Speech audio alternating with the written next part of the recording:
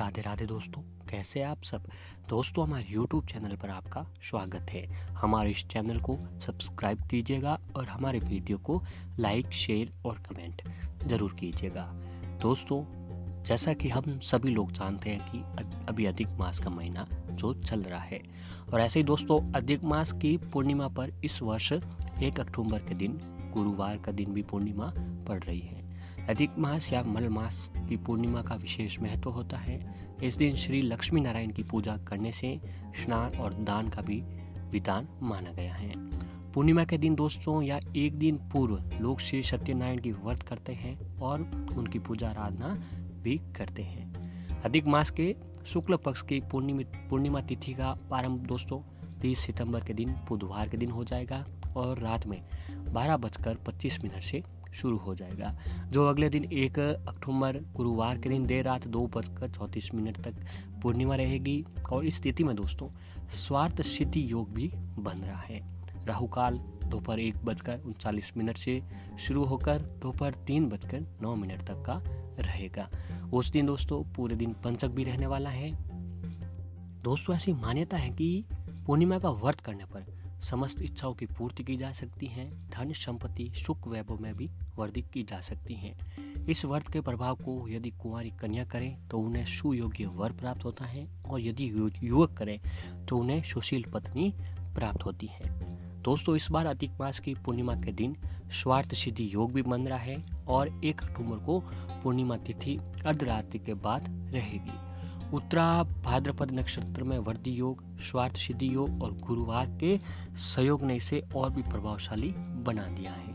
इस पूर्णिमा पर स्नान करने से न केवल व्यक्ति के कई लाभों को भी प्राप्त कर सकता है। इसके अलावा अधिक मास में यदि कोई भी धार्मिक कार्य भी किया जाता है तो उसके कई गुना फल हमें प्राप्त होते हैं। दोस्तों, अधिक मास पूर्णिमा पर स्नान करने का भी विशेष महत्व बताया गया है। इस दिन किसी पवित्र नदी में स्नान करना अत्यंत ही महत्वपूर्ण माना जाता है। इस पूर्णिमा पर स्नान करने से सभी प्रकार के पापों से मुक्ति मिलती है।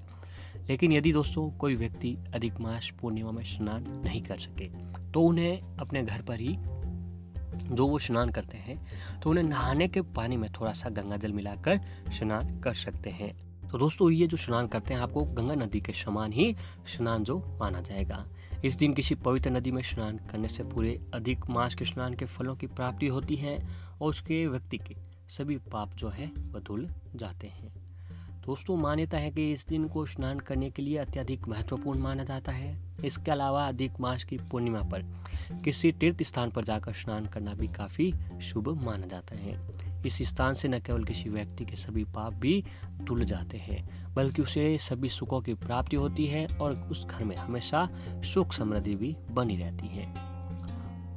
दोस्तों, ये जो पूर्णिमा का दिन होता है यह माता लक्ष्मी जी का भी दिन माना जाता है, क्योंकि दोस्तों ऐसा कहा जाता है कि ये पूर्णिमा के दिन ही माता लक्ष्मी जी का जन्म हुआ था। और ऐसा भी कहा जाता है कि पूर्णिमा के दिन माता लक्ष्मी जी भी पृथ्वी लोक पर आगमन करती है और देखती है कि कौन सा भक्त उनके प्रति व्रत रखता है, उपासना करता है।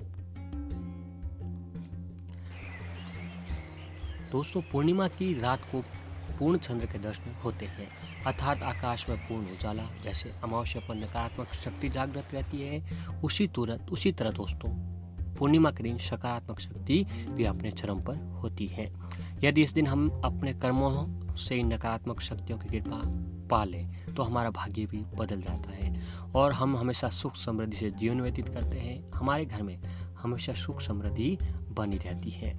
तो ऐसे में दोस्तों इस दिन माता लक्ष्मी जी को प्रश्न करने के लिए आपको इस दिन माता लक्ष्मी जी के समक्ष व्रत अवश्य ही रखना चाहिए। और दोस्तों, इस दिन हो सके तो आपको माता लक्ष्मी जी के समक्ष जो झाड़ू का उपाय होता है वह उपाय आपको अवश्य ही करना चाहिए। दोस्तों, ये दिन ही माता लक्ष्मी जी का दिन होता है, पूर्णिमा का दिन। और जो झाड़ू होता है दोस्तों, उस झाड़ू को भी जो लक्ष्मी माता का ही प्रतीक माना गया है। तो ऐसे में दोस्तों अगर आप इस दिन पूर्णिमा के दिन झाड़ू से संबंधित ये उपाय कर लेते हैं तो दोस्तों आपके जीवन में कभी भी परेशानियों का आपको सामना नहीं करना पड़ता है। तो आइए दोस्तों जानते हैं हमें किन तरीके से उपाय करने हैं। दोस्तों आपको पुरानी झाड़ू घर में रखी झाड़ू धन धान्य और सुख शांति का प्रतीक होती है। माना जाता है कि यदि आप अपने घर में झाड़ू सही ढंग से रखते हैं, किसी शुभ दिन उसे खरीद कर घर लाते हैं, तो देवी लक्ष्मी जी की कृपा आप पर हमेशा बनी रहती है और आपका घर हमेशा धन धान्य से भरा रहता है, क्योंकि शास्त्रों में झाड़ू को देवी लक्ष्मी जी का ही प्रतीक माना जाता है। इसीलिए दोस्तों झाड़ू का सही ढंग से प्रयोग करना और विशेष दिन कुछ विशेष उपाय करना भी सबसे अच्छा माना जाता है। झाड़ू महालक्ष्मी जी का प्रतीक माना जाता है, जिससे घर में की अलक्ष्मी या दरिद्रता को दूर करते हैं। इसीलिए दोस्तों ऐसा माना जाता है कि जिनके घरों में साफ सफाई रहती है, वहाँ का वातावरण पॉजिटिव एनर्जी से भरा हुआ होता है। इसीलिए दोस्तों हमें इस बात का ध्यान रखना चाहिए कि कभी भी अपने घर से झाड़ू को एकादशी, गुरुवार, शुक्रवार या फिर लक्ष्मी पूजन के दिन बाहर नहीं फेंकना चाहिए, क्योंकि यदि आप इस दिन झाड़ू को आप अपने घर से निकालते हैं तो माता लक्ष्मी जी भी घर से चली जाती हैं, घर में नकारात्मक शक्तियों का वास जो है होने लगता है। तो दोस्तों पूर्णिमा के दिन माता लक्ष्मी जी की कृपा प्राप्त करने के लिए आपको कहा जाता है कि माँ लक्ष्मी जी की कृपा प्राप्ति के लिए आपको अपने घर के आसपास किसी भी मंदिर में, दोस्तों हो सके तो आपको किसी भी नज़दीक माता लक्ष्मी जी का मंदिर हो, या फिर दोस्तों लगभग सभी मंदिरों में माता लक्ष्मी जी का तो मूर्ति तस्वीर तो होती है। तो दोस्तों इस दिन आपको ये काम करना है कि पूर्णिमा के एक दिन पहले आपको बाजार से 3 झाड़ू घर पर ले आना है और ब्रह्मा मुहूर्त दोस्तों और पूर्णिमा के दिन सुबह जल्दी उठकर आपके नज़दीक किसी मंदिर में जाकर ब्रह्मा मुहूर्त में 3 झाड़ुओं का गुप्त दान कर देना चाहिए, क्योंकि दोस्तों झाड़ू दान करने से धन लाभ होता है। गुप्त दान देने से पहले आपको इन बातों का ध्यान रखना होगा कि पहले आपको शुभ मुहूर्त अवश्य ही देख लेना चाहिए। अगर दोस्तों इस दिन अगर आप शुभ योग में ये दान कर देते हैं तो इसकी महत्व भी और भी ज़्यादा बढ़ जाता है। घर में स्थायी लक्ष्मी जी का वास होता है। इसी के साथ ध्यान रखें कि जिस दिन भी ये काम करना हो, पूर्णिमा के दिन अगर आप ये काम करते हो तो उससे पहले दोस्तों आपको 3 झाड़ू खरीद कर आपको पूर्णिमा के दिन दान कर देना चाहिए। और दोस्तों जब भी आप किसी नए घर में प्रवेश करते हैं तो उस समय नई झाड़ू लेकर ही घर के अंदर जाना चाहिए। कहते हैं कि यह शुभ सुगुन माना जाता है और इससे घर में सुख समृद्धि और शांति भी बनी रहती है। और ऐसे दोस्तों पूर्णिमा के दिन अगर आप जल्दी उठकर स्नान करने के बाद आप भगवान शिव की पूजा करें, साथ ही शिवलिंग के ऊपर जल, दूध फिर तिल चढ़ाएं। इस दिन एक झाड़ू का दान मंदिर में या किसी गरीब व्यक्ति को जरूर करें। इसके साथ ही भोजन का भी दान अगर आप करते हैं। और दोस्तों पूर्णिमा के दिन अगर आप अपनी झाड़ू लेकर अगर मंदिर में दान करते हैं तो भी इससे माता लक्ष्मी जी के ऊपर आपके ऊपर कृपा बनी रहती है। दोस्तों शास्त्रों और वास्तु में ये बताया गया है कि टूटी या बिखरी हुई झाड़ू घर में नकारात्मकता बढ़ाने लगती है। इसीलिए कभी भी टूटी या बिखरी झाड़ू को घर में नहीं रखना चाहिए। जब भी झाड़ू बहुत पुरानी या टूटने लगे तो तुरंत ही उसे किसी शुभ दिन पर बदल देना चाहिए।